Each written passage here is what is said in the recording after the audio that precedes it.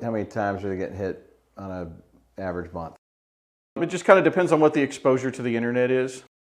So we have a server that we leave online that's on the internet. We call it a honeypot, but we just leave it essentially wide open on the internet just to see what threat vectors are out there and what's happening.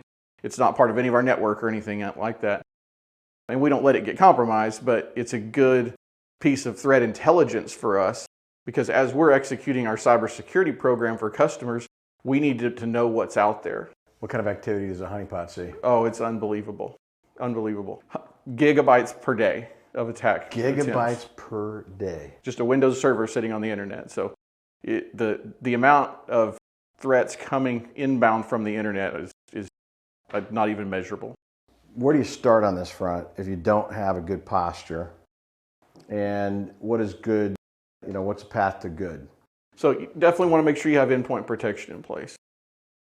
Microsoft offers Defender that comes natively with Windows OSs. That's not good enough. You need a third party on top of it.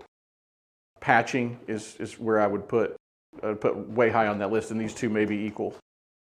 But if you're a business and you're not patching your systems and you're not running endpoint protection, you represent a high risk. If you're watching this and you're concerned that you don't have the right posture here, or you're far down on that scale, what are the steps you can take to address that, and how long does it take to get there?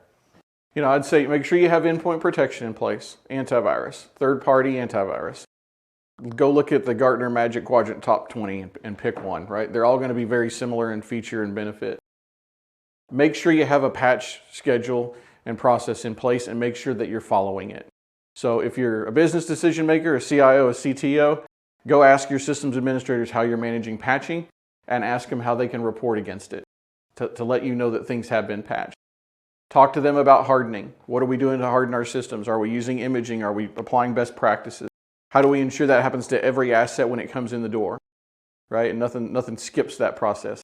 IT departments have a tendency to, if they're in a hurry, if a new employee is starting, rather than pausing to do the security practice they need, they'll just get it out the door, right? They're trying to satisfy the end user. It's not acceptable. You can't do it.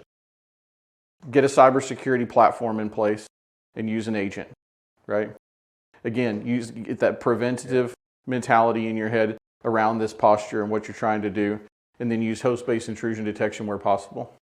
Excellent. And if you're a business and you don't necessarily have the skills in place to manage this, and you're looking to entrust an MSP that has security practice or an MSSP, what does it look like in that environment? An MSSP is going to have all these tools ready to go. Like right out of the gate? Right out of the gate. You can implement these on day one, which is a huge advantage, and probably another conversation about MSSP versus outsourced SOC. Conversation for another episode. Well, thanks for tuning in, folks. Great stuff, Brian. Been enlightening thus far. Stay tuned next week. We're going to be digging into cloud on-prem, and then we have 3 more behind that one. So thanks for tuning in. Look forward to talking to you next week. See you next week.